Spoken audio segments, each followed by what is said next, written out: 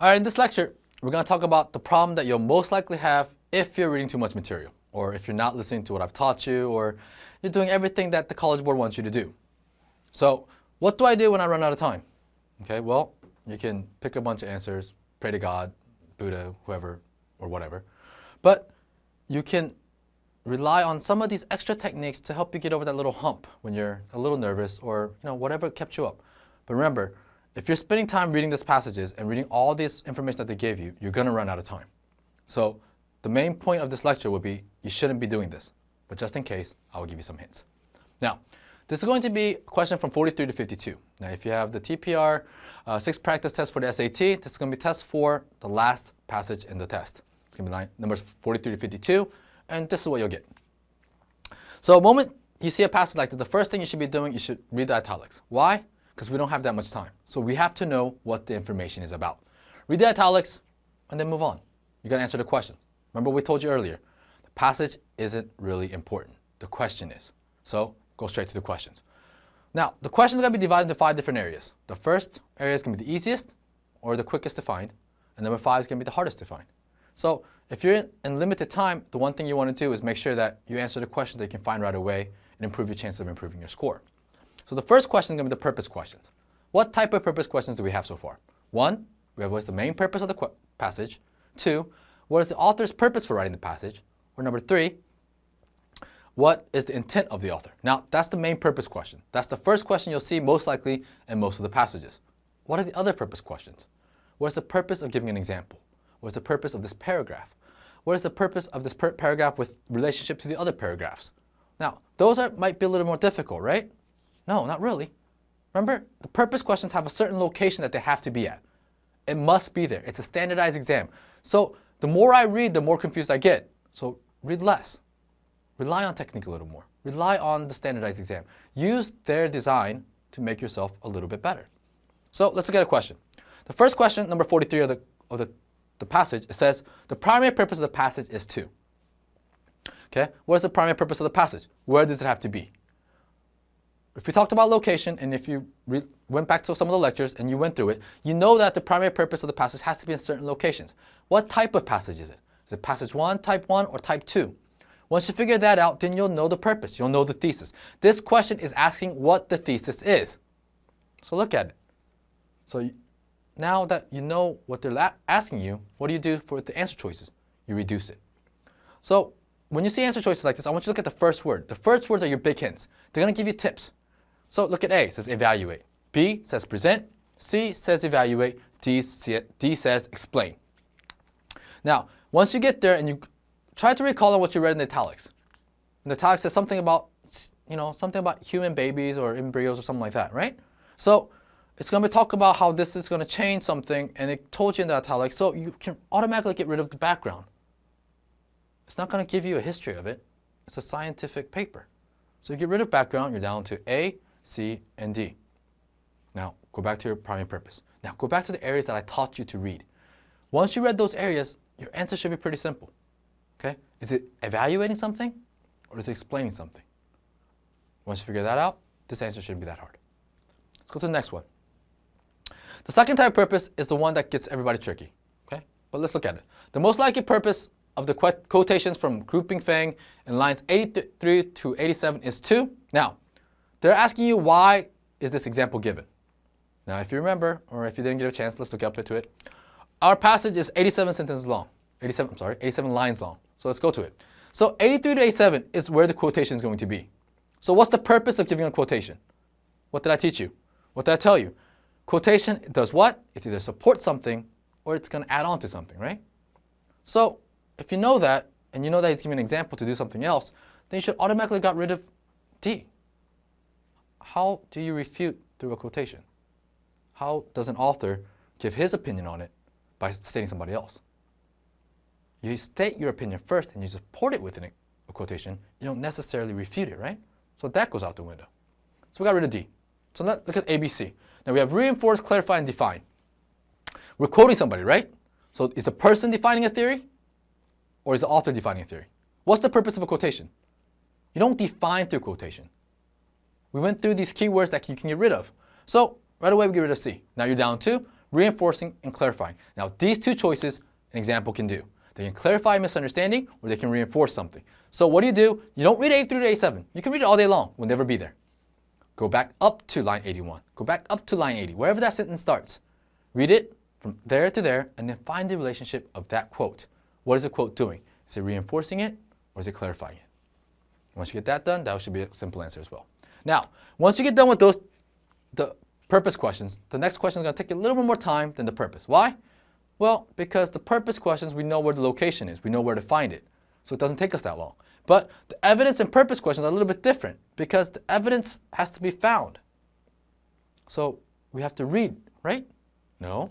Remember we talked about location. Location will give you the answer for every single one of these questions. There's going to be answer choices you can get rid of. Let's look at an example. The first example, or number 46 to our question is, what does the author suggest about the prospects of human embryo editing? They're asking about prospects, so about the future. Okay? So here's what you can do. You can read all this, go back to the passage and waste a bunch of time. Read more than what I told you to read, waste a lot more time, and then once again, we'll be done with the test and we still won't have answered it. Or we can go back to our technique and look at number 47. Now, 47 is going to tell you where the answer to number 46 is going to be. Now, 47 is also going to tell you what the answer choice can't be. Now, if we've gone through this question in order and you were following techniques, we can automatically get rid of A. It can't be in 13 through 16. Why? The location of the question doesn't allow it. So let's get rid of A. So we're down to B, C, and D. So let's say we go into B, C, and D. Now what are we looking for? It says what? The prospects of human embryo. So we're talking about the possibilities. So you go to line 17 to 18, 35 to 38, 52 to 56. We're looking for, the key word we're looking for here is prospects. We're looking for something about the future, what this could do. We're looking for should words, could words, will words. These are the words that we're looking for. Once you find it, you go back to number 46, pick your answer, and 47 will be done as well. This actually test makes it a little bit easier on you because on number 48, it's a continuation from 47. Now, if you remember our location questions again, even before you get to 48, you should already be looking at 49. What answers can I get rid of? What can I do to reduce some of the time that I have spent? So we got rid of A for 46, so we can get rid of it for number 49. Okay, so we're down to 3 answers again. Now, this is when you go back to your question at 48. So it says, which of the following is true of CRSPR technology? The key word here is true. So we're looking for something that reflects upon the passage. Now, any answer choices you have in number 49, you're looking at like 29 to 30, 52 to 56, 70 through 74. These answer choices are going to state facts. You're looking for facts. It has to be facts. Why? They're asking you what is true. So you go back up to it.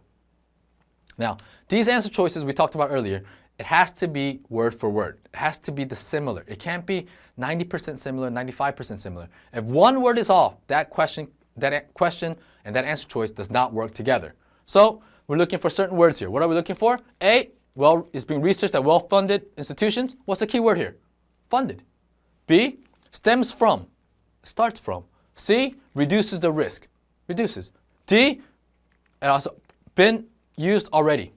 What's the key word here? We have a noun again. We have the United States. So you're looking for United States somewhere. Now, you go back to your passages and you read these lines. These aren't that long. You have one sentence here, probably one sentence here. So you're reading 3 sentences to find the answer instead of reading the whole passage. Remember, reading less will help you find the answer quicker. Stop putting your opinion into it and just find it. Our third type is our vocab questions. Now, this is where everyone gets things wrong. We talked about this, how vocab is going to be part of your everyday speech. So basically, all the definitions and all the answer choice that they give you actually works with the word in question. So let's go straight into our example. The question asks you, as in line 13, editing most nearly means. Now, if you know what editing means and know all the answers, the definitions for the answer choices, then you can pick an answer, right? Which one did you pick? You can't. Editing means all 4 of these things. How? Let's review it. What does abridging mean? Abridging means to reduce. What does editing mean? To reduce, to cut, right? B, altering. Well, if you're editing, you're altering. So that works. Editing is also revising, right? So then we're down to polishing. Well, what is it when you finish editing? It's a polished product. So all 4 of these work. What are we looking for in questions like this? The question asks you in context.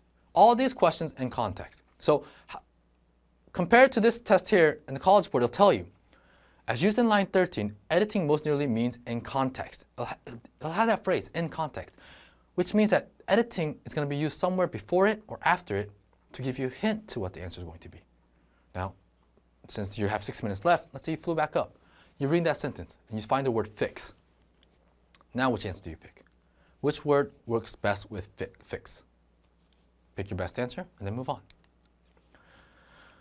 The fourth type is our reference questions. Now, reference questions are going to take more time than the previous 3 questions. Why? Because it's going to be referring to something, and you have to find why it's referring to it, how it's related, and all that other stuff that we really don't want to get into. We're out of time. We have 6 minutes left. What are we going to do? Well, let's look at the question. Which of the following does the author suggest about the in vitro fertilization mentioned in line 73? Now, they're going to tell you, why does he mention it? So you got to find the purpose of mentioning this, right? So we could actually refer to this with our purpose question, right? No, because these answer choices are a lot longer than any answer choice you'll see. So what do? Once again, we refer to our keywords. What are our keywords in each of our answer choices? A, you can read this, or you can just say, hey, wait, there's China in there, okay? So all I have to do is find China somewhere in between line 73, right? B says Japan. C, what's the keyword for C? It says it may be one of the first clinical experiments. Now we're looking for the word first. If it doesn't say first, then it can't be it. It has to have the word first or something similar to it, right? First, starts, etc., etc. If it's not there, it can't be it. D says it will be the future. Now, the key word here is future. So is it talking about the future in the passage, or is it talking about China, Japan, etc.? What is the difference between B and D? Well, it says Japan. Well, isn't that talking about the future as well? Well, not really, because Japan is limited to one country, and D is talking about it as altogether. So is it generalized? Is it specific? Remember, if one word is different, it cannot be the answer. Go back to your passage. Go to around 70 to 76, roughly around there. See if you can find the answer there. Now, the last question, the question that I don't want you to waste a lot of time on, is the inference questions. Why? The reason we don't do inference questions with a lot of time is because we start thinking. We think about all the things that we haven't read yet, or we think we have read, and what we think we have what we understand. That's what the inference question is designed to do.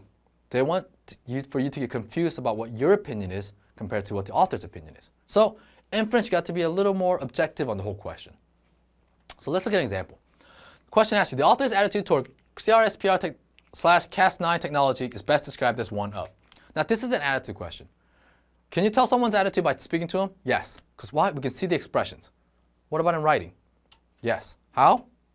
Remember, we're looking for words that are going to give us hints about the positive or the negative effects. Now, this question is pretty simple. Why? If you remember, 43 is a purpose question. This question number 44. So where does 44 have to be? Where is our hints going to be? All you have to know is that it's going to be at that location that we've been talking about. So let's say we went to that location. What are we looking for? The positive and the negatives. So you go to your answer choices. Okay, well, he was positive, or he was negative, or she was positive, she was negative. Fine, let's look at it. A says unconcerned ambivalence. What's the one thing we talked about? Ambivalence and ambiguous cannot ever be the answer on the SAT. You can't be ambivalent about what you're writing, and you can't be ambiguous about what you're writing. If that was the case, then we'd all be confused and our scores would be crappy. So anytime you see the word ambivalence, get rid of it, just right off the bat. So now we're down to 3 questions, 3 answer choices. We have cautious optimism. What is cautious? Is that a positive word or a negative word? Depends how you look at it, right? So it could be negative. Optimism, obviously positive. So let's leave that there. What about restrained fear? Well, restrained is negative and fear is negative, so this is going to be a negative tone. Okay, let's leave that there. And then we have D as an unqualified exuberance. Okay, once again, unqualified exuberance. So she's happy for no reason at all. So she's happy and she's writing this for no reason at all. Okay, then why is it a scientific paper? It can't be. She told you in the italics, they told you that she's going to be reviewing something or she's going to be explaining something. We know that. So we can get rid of D. So you have 2 choices left. Is she optimistic or is she fearful? Once you get that done, it should be a little bit more simple. Let's look at our last question. The last question, probably the hardest question out of this whole set, is going to be number 51. It says, the phrase much too soon most directly suggests that. Okay, so what is it suggesting?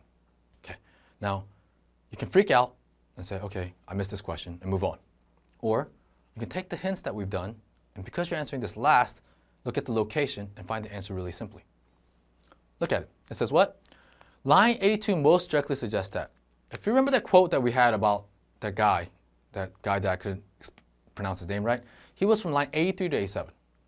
So the reason this phrase is mentioned in line 82, the answer choice is going to be before it.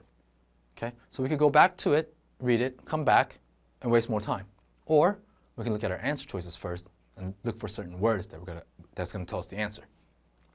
So if you read through A, B, C, and D, the first thing you should have noticed is that the first three words are similar. It says what? Human genome editing. It's all the same.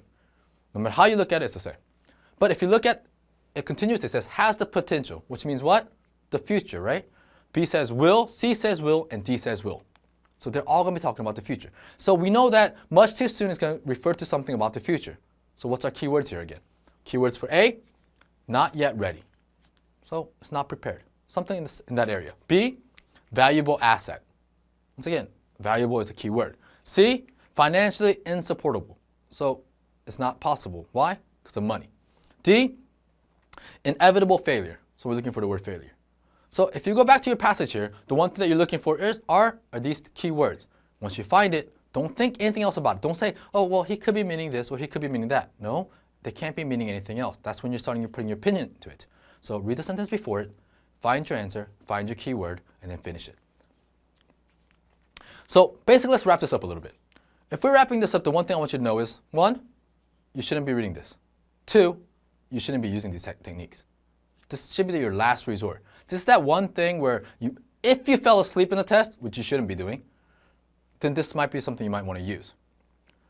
But these techniques will force you to rely on the information that we've learned so far. Remember, it's not about the reading, but about the location of the question and the location within the passage. So once again, stop reading, follow your techniques, get used to it, and you'll have a better score. All right, so let's wrap this up. So first of all, if you're using these techniques, then you haven't really been following the techniques that we've learned earlier in class. But on the other hand, if you have to use these techniques to salvage whatever you can from the test, then these are going to be the hints that are going to help you get a little bit better score than you would have if you just read the whole passage. So rely on the techniques, do a less reading, and you'll get a better score.